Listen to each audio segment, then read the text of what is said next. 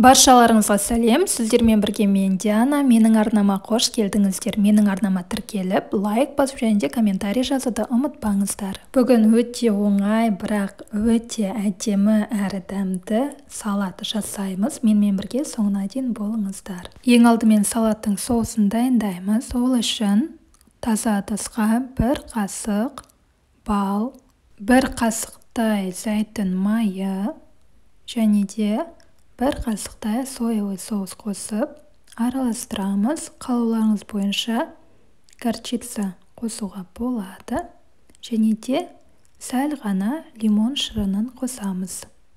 Осының барлығын жақсылап тұрып араластырып аламыз. Ал енді келесі бөлім, мен осында руккола жапырағымен жасайтын болдым. Бұның орнына салат жапырағын қоссаңыздар да болады өз қалауларыңыз бойынша. Осы жапырақты жақсылап тұрып жуып, оны қатты ұзын болғандықтан сәл-сәл орталарынан кесіп жіберуіңізге болады, жеуге ыңғайлы болу үшін.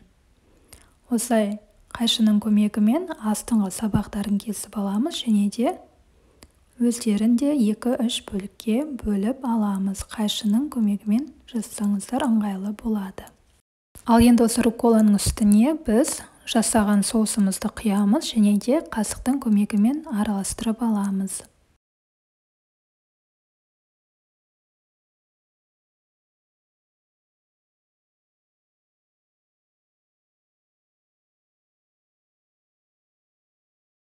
Ал енді бірден осы салатымызды жасайтын тарелканың үстіне жапырақтарымызды салып аламыз.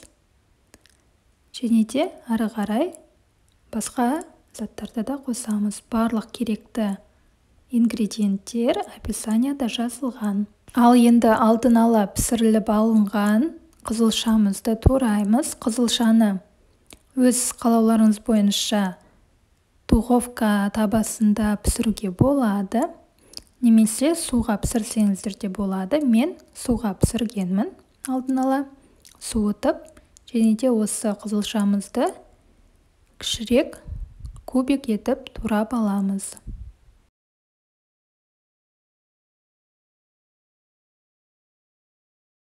Ал енді қызылшамызды турап болған соң, оны бірден руккола жапырағының үстіне саламыз. Осылай әдемілеп, жан-жағына әдемілеп салсаңыздар болады.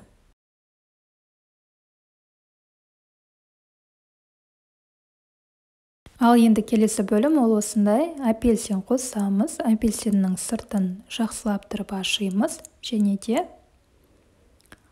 оны да турап саламыз. Егер де апельсин болмаса, қоспай алсаңыздар да болады, ол өз қалауларыңыз бойынша.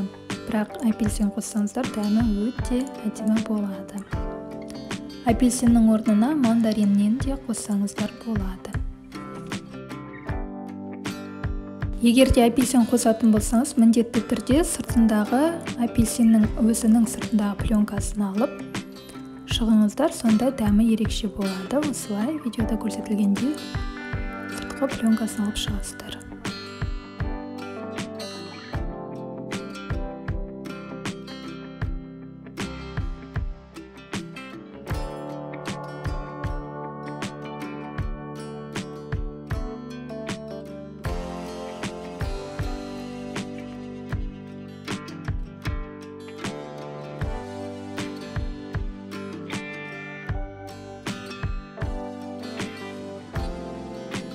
Апельсинімізді де кубиктап турап, қызылшаның үстіне әдемілеп тұрып саламыз.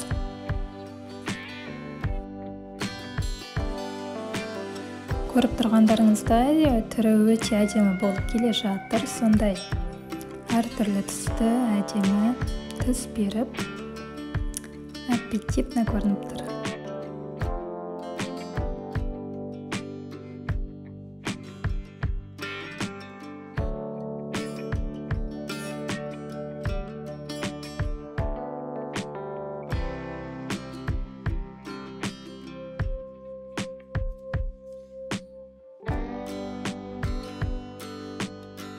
Ал енді бұл салатқа фета ірімшігін қосамыз.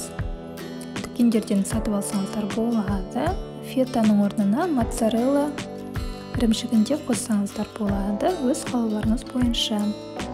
Ал енді фета ірімшігін осылай да кішігірім кубик етіп турап аламыз және де салатымыздың үстіне әдемілеп саламыз.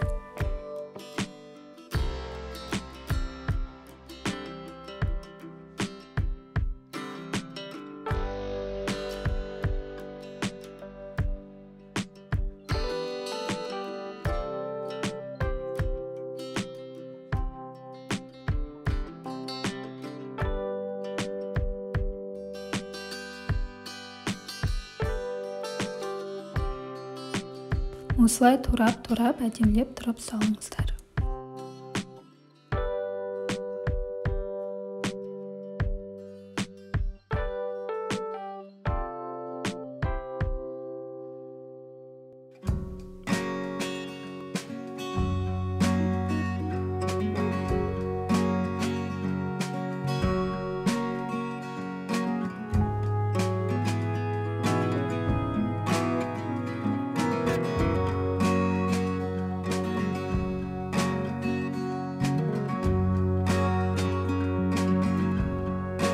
Ал енді келесі біз бұл салаттың үстіне жаңғақтар қосамыз. Мен бұл жерде грецкий орех, яғни грек жаңғағы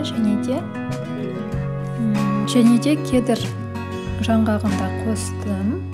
Оларды міндетті түрде сырттарын жуып, осылай табада бір қуырып аламыз, кептіріп аламыз. Сонда дәмі одан сайын ашылып, одан сайын әрі дәмді болады. Ал енді сәндік үшін мен үстіне бальзамический уксус септім, яғни құйдым. Міне біздің салатымыз дайын болды. Көріп тұрғандарыңыздай түрі өте әдемі, дәмі ерекше болып шығады. Міндетті түрде жасап көріңіздер. Сіздермен болған мен Диана. Менің атыма тіркеліп лайк басуды ұмытпаңыздар. Рахмет. Келесі видеоларда кездескенше.